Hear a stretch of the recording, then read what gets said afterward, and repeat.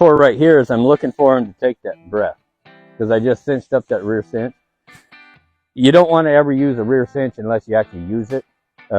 Me and him just had this conversation the other day. If you put your belt on, are you going to let it loose? It won't do you any good.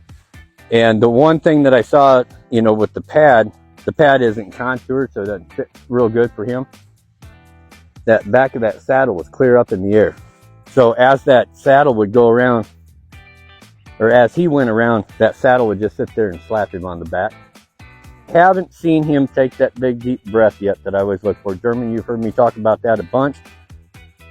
To where when you put something on him, you told me it's always been 2 fingers lower, you know, whatever, not snug, not tight. It's tight now.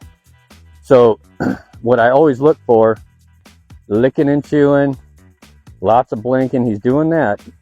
And then that big deep breath, because what normally happens when you do something or put that steady pressure on a horse that's not used to it, what a horse will normally do is that first step, they'll feel that difference in tension, and then they just kind of blow.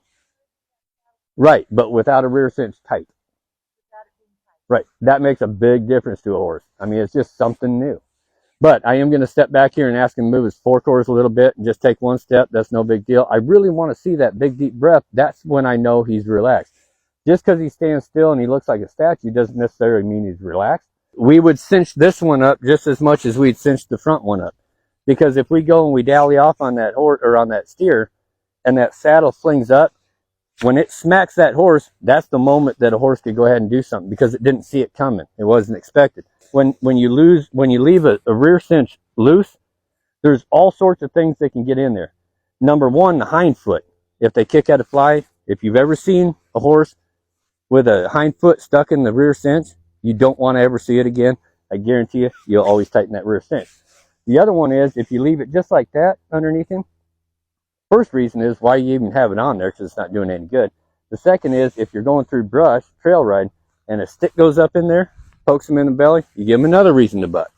So when the equipment's there for a reason, and we try to use it the way it's designed to use.